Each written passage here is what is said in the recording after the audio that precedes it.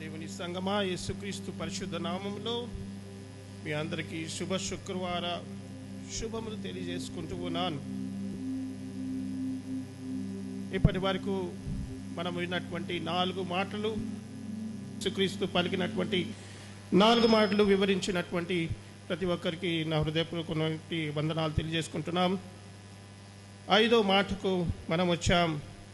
యోహాను రాసిన పత్రిక 19వ అధ్యాయము 28 మనం చదువుకుందాం.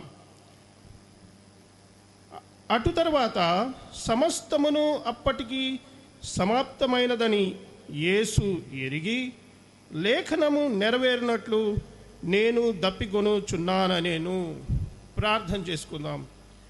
మా దేవా, మా ప్రభువా, యేసు నాయనా, నీ పవిత్ర పాదములకు వేలాది వందనాలు, స్తుతులు, స్తోత్రాలు చెల్లించుకుంటున్నాం. ప్రభువా, ఈ శుభ శుక్రవారం దినాన ప్రభువా, మేము నీవు పలికినటువంటి 7 మాటలు ప్రభువా మేము ధ్యానించుచుండగా ప్రభువా మాతోటి మీరు ఉండమని వేడుకుంటున్నాం. ఇదిగో ప్రభువా, మా మాటలు కావు, నీ వాక్యానులో ఉన్నటువంటి మర్మాల్ని ప్రభువా మేము నేర్చుకోవడానికి ప్రభువా, అసలైనటువంటి విషయాలను నేర్చుకోవడానికి ప్రభువా, నీ రాజ్య విషయాలు నేర్చుకోవడానికి ప్రభువా మాకు కృపను దయచేయమని వేడుకుంటున్నాను. ప్రభువా, మరి ఈ 5వ మాటకు ప్రభువా మీరే నాతో మాట్లాడమని, నీ శక్తి సామర్థ్యాన్ని ప్రభువా నాకు ప్రసాదించమని నజరేయుడైనటువంటి యేసుక్రీస్తు పరిశుద్ధ నామములో అడిగి వేడుకుంటున్నాను కర్త. ఆమేన్. ప్రియ సంగమా, ఈ యొక్క 7 మాటలలో ఈ మొదటి 3 మాటలు ఒక ఎత్తు అయితే మిగతా 4 మాటలు ఒక ఎత్తు అని కావచ్చు. ఈ యేసుక్రీస్తు సిలువలో ఈ 3 మాటలు ఇతరుల కోసం పలుకుతున్నాడు. అక్కడ ఉన్నటువంటి జనాంగం కోసం పలుకుతున్నాడు, లేకపోతే అక్కడ ఉన్నటువంటి సందర్శిస్తున్నటువంటి ఆయన ఎలా సిలువలు వేస్తున్నారు, యూదులు ఉన్నారు, రోమియోలు ఉన్నారు, చాలామంది అక్కడ ప్రజలు ఉన్నారు, వారి కోసం మాట్లాడాడు. కానీ 4వ మాట నుంచి ఆయన కోసం మాట్లాడాడు.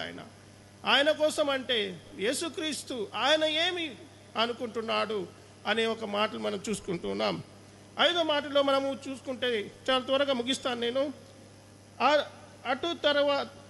అటు తర్వాత సమస్తమును అప్పటికి సమాప్తమైనదని యేసు ఎరిగి లేఖనము నెరవేరినట్లు నేను దప్పికొనుచున్నాను. ఈ విషయాలు చూస్తే అటు తర్వాత సమాప్తమైనదని ఏమి సమాప్తం చేశాడు యేసు ప్రభు సిలువలో, లేదా ఆయన ఈ జీవితకాలం 33.5 సంవత్సరం ఏం సమాప్తం చేశాడు ఆయన, ఇదొక వంతు.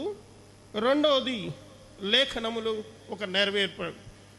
నేను దీన్ని 3గా చూసుకుంటూ ఉన్నాను. ఒకటి, జీసస్ సఫర్డ్ ఫిజికలీ, ఆయన శ్రమ పొందాడు physically, and then he fulfilled the scripture, అంటే లేఖనములు నెరవేర్చడానికి ఆయన ఆ తర్వాత ఆయన దప్పికొనుచు ఉన్నాడు. యూజువల్గా చూస్తూ ఉంటే మనం సాధారణంగా ఏదైనా మనకు పనోళ్ళు మన పని చేయించుకోవడంలో కానీ, లేబర్స్ కానీ పని చేసిన తర్వాత యూజువల్గా వారు పని పూర్తి చేసుకున్న తర్వాత దాహం అడుగుతారు, అయ్యా కొంచెం మంచినీళ్ళు ఇస్తారా అని.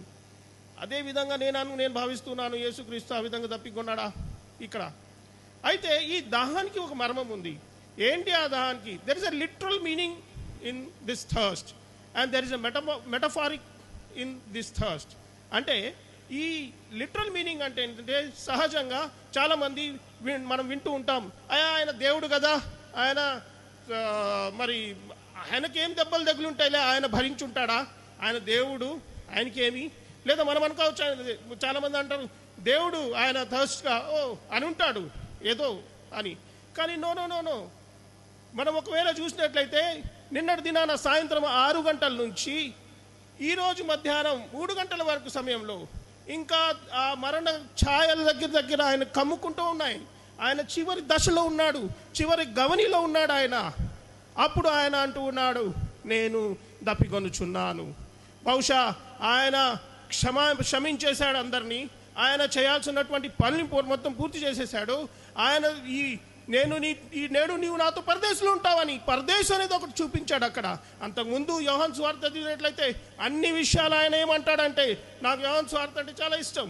ఆయన ఏమంటాడంటే, నేను నా కోసం చేయట్లేదు, నా దేవుడు, నా తండ్రి పనిని నేను పూర్తి చేస్తున్నాను. తల్లి దగ్గర కూడా అదే మాట అంటాడు, నీకు తెలీదా నేను ఏ పనిలో ఉన్నానని. సో ఈ ఈ యేసుక్రీస్తు చేస్తున్నటువంటి పని ఏం సమాప్తం చేశాడు? ఇది మనం ఇక్కడ చూడగలిగితే ఆయనను కొట్టి, ఆయన తిట్టి, హింసించి, అపహసించి చూసాము. ఇప్పుడు మనం ఆయన ఏ విధంగా కొరడాలతో కొట్టారు. ఆ కొరడ గురించి ఇప్పుడే పాస్టర్ గారు చెప్పారు, దీన్ని వివరించాల్సిన అవసరం లేదు. అటువంటి కొరడాలతో కొట్టినప్పుడు ఆయన బాడీ మొత్తం కూడా ఒక ట్రాక్టర్ పెట్టి దున్నినట్టు ఆయన మొత్తం చర్మం చూడండి, అది మొత్తం వెళ్ళిపోయింది. Almost he's dehydrated everything. బ్లడ్లో 60% వాటర్ ఉంటుంది, ఆ బ్లడ్ మొత్తం పోయింది. He's nil. That means he's done. అందుకు ఆయన దప్పికొంచున్నాడు. నేను దప్పికొనుచున్నాను అంటున్నాడు ప్రభు. ఎందుకంటే ఆయన శ్రమ పొందుతున్నాడు. It's a physical suffering of Jesus. Jesus ఒక మానవుడిగా 100% is a human and 100% is God అనే దానికి నిదర్శనం ఇది. ఏంటి అంటే ఆయన సిలువలో వేలాడుతున్నాడు. సిలువలో వేలాడేటప్పుడు ఆయన అంటాడు, నేను దప్పికొనుచున్నాను. ఇదిగో లేఖనం చెప్తుంది, ఇది సమాప్తం చేశాడు ఆయన. ఆయన పుట్టుక ఆయనకు ఒక లేఖనాలు నెరవేర్చు లేఖనాలు బట్టి ఆయన వచ్చాడు. ప్రాఫెసీ ద్వారా వచ్చాడు. ప్రాఫెసీలోనే మనం ఎన్నో ప్రవక్తలు ప్రవచించారు ఆయన గురించి. ఈయన ఎలాగ జన్మిస్తాడు, ఎలాగ ఆయన జీవిస్తాడు, ఏ కార్యాలు చేస్తాడు, ఎటువంటి మరి మిరాకిల్స్ ఈయన చేస్తాడు జీవితాలలో. ఆయన చావు కూడా ప్రాఫెసీ ఉన్నది. అయితే నాతోటి త్వరగా తీయాలి. Psalms 69:21.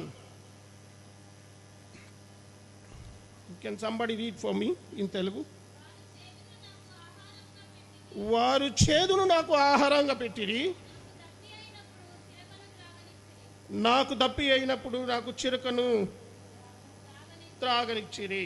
అదే 29వ వచనం యోహాను సువార్తలో మనం చూస్తాం. అక్కడ జరిగింది ఏంటంటే, చిరకతో నిండి ఉన్న ఒక పాత్ర అక్కడ ఉండేను గనుక వారు ఒక స్పంజి చిరకతో నింపి హిస్సోపు పుడకను కలిగి ఆయన నోటికి అందించిరి. ఇక్కడ చూసినట్లయితే యేసుక్రీస్తు ఫిజికల్గా అంటే భౌతికంగా ఆయన శ్రమ నొందాడు. ఎందుకంటే సంపూర్ణ మానవుడు ఆయన, సంపూర్ణ దేవుడు ఆయన. అదేవిధంగా లేఖనములు నెరవేర్చినట్లు ఇక్కడ లేఖనంలో మనం చూస్తున్నాం. సామ్స్ అంటే కీర్తనకారుడు, మెసియానిక్ సామ్స్ అంటారు దీన్ని. అక్కడ 2 చోట్ల ఆయన ఇది వర్ణించాడు. ఇది చేదు చిరకను అందిస్తారనేది అది ఫుల్ఫిల్ అయింది. యేసుక్రీస్తు ఈ భూమి మీద ఉన్న సమయంలో ఆయన ప్రతిదీ కూడా, ఆయన యోహాను సువార్తలో మనం చదువుతున్నప్పుడు ప్రతిదీ కూడా ప్రాఫెసీ అంటే భవిష్యత్తులు ఎవరైతే ఉన్నారో వాళ్ళు ప్రవక్తలు ఏదైతే ప్రవచించారో అవన్నీ నెరవేర్చుకుంటూ వచ్చాడు ఆయన. ఏది కూడా ఆయన వదిలిపెట్టలేదు. ఆఖరికి ఆయనకు మరణంకి ఎదురుగైన లాస్ట్ మూమెంట్లో కూడా ఆయన లేఖనములు నెరవేరుస్తూ ఉన్నాడు.